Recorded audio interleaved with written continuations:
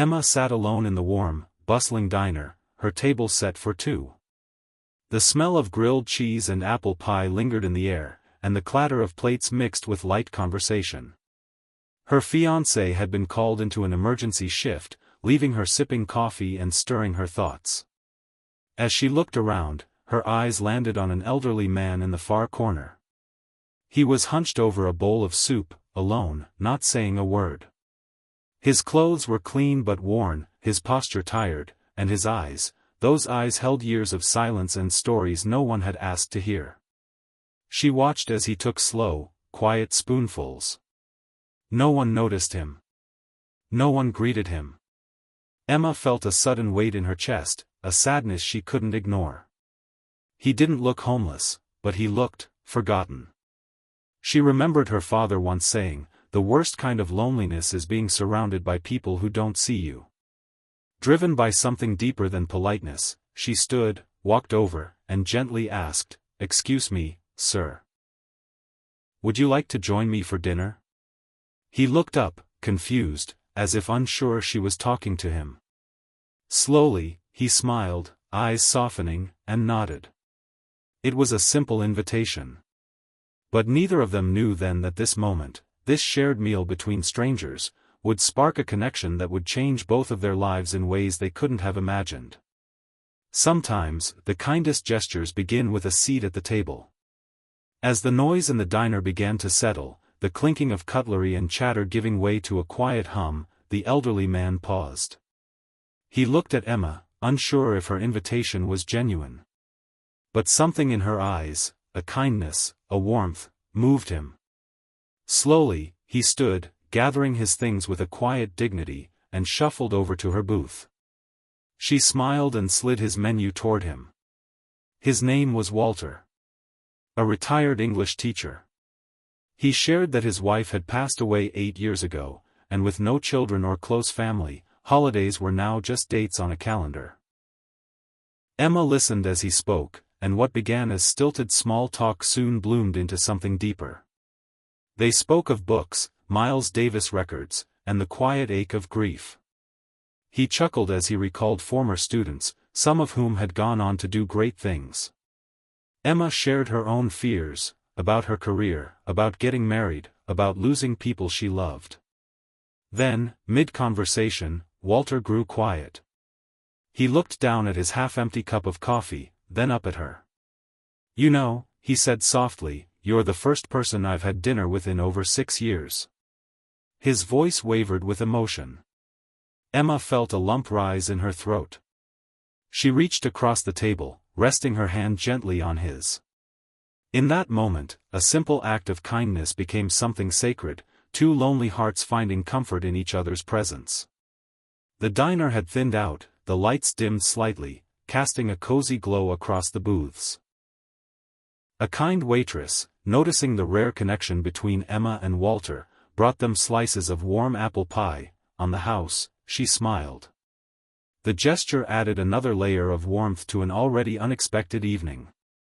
Walter's voice grew steadier as he spoke of his late wife, Marjorie, how they met in college, their shared love for poetry, the way she used to hum while cooking. His eyes sparkled at the memories but dimmed when he spoke of the quiet that followed her death. Emma listened, captivated by the depth of a life lived and loved, then lost. She opened up too, revealing her own fears, marrying young, getting caught up in work, and someday realizing she missed out on what truly mattered. They laughed about bad dates and cried over shared grief. What began as a spontaneous dinner had transformed into something neither could have anticipated, genuine, vulnerable connection. The clock ticked past 9, and the line between stranger and friend had vanished. Then, Walter casually mentioned, "I taught English for nearly 40 years, over at Jefferson Middle." Emma blinked in disbelief. "Jefferson? Wait. Mr. Hale? I was in your 8th grade class." Walter froze, then burst into a smile. "Emma Parker. You were the one who always stayed after class to talk about stories." They stared at each other, stunned and smiling. Fate hadn't just reunited strangers, it had brought teacher and student full circle. A week later, Emma stood in her classroom, sunlight pouring through the windows, her heart still full from that unforgettable dinner. On her desk sat a newly framed photo, Mr. Hale, decades younger, smiling beside a group of students. She had found it tucked away in an old yearbook and knew it belonged there, a quiet tribute to the teacher who had once sparked her own love for learning. That evening with Walter had stayed with her. It made her realize how many others, like him, were quietly fading into the background of a busy world. So, she started something new, Dinner with Elders. A small program where students volunteered to share meals with local seniors, to listen, to learn, to connect. Every Thursday, Walter came to speak. He told stories, not just about literature, but about life, about making mistakes, showing kindness, and never giving up on people. He was no longer a forgotten man eating soup in silence.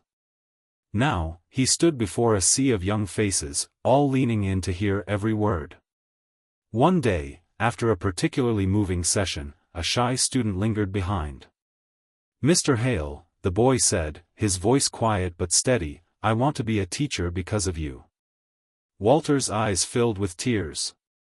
He didn't need to say anything, his smile said it all. The ripple had begun. One dinner, one question, had turned into a legacy. And in giving Walter a seat at the table, Emma had helped him find his voice again. The scent of roasted turkey and cinnamon filled Emma's home as laughter echoed through the rooms. It was Thanksgiving Day, and the table was surrounded by friends, family, and students from Emma's class. But at the head of the table sat someone who had become more than a guest, Walter, dressed in a soft brown sweater, eyes twinkling with gratitude. He carved the turkey with steady hands, a warm smile on his face, as if this seat had always been meant for him. Children asked him about the books he loved, parents thanked him for inspiring their kids, and Emma, sitting beside him, watched it all unfold with quiet joy.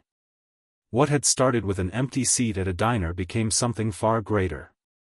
Emma had learned that love isn't just found in grand gestures or perfect moments, it's in making room for someone, in asking them to stay. Walter, once fading into the silence of his own life, now lived surrounded by connection, purpose, and people who cared. As dessert was served, and conversations turned to memories and dreams, Walter looked around the table. His voice was gentle, but everyone listened. "Sometimes," he said, pausing as his eyes met Emma's, "the smallest invitations bring us back to life." There was silence, then smiles, then soft clapping, and even a few tears.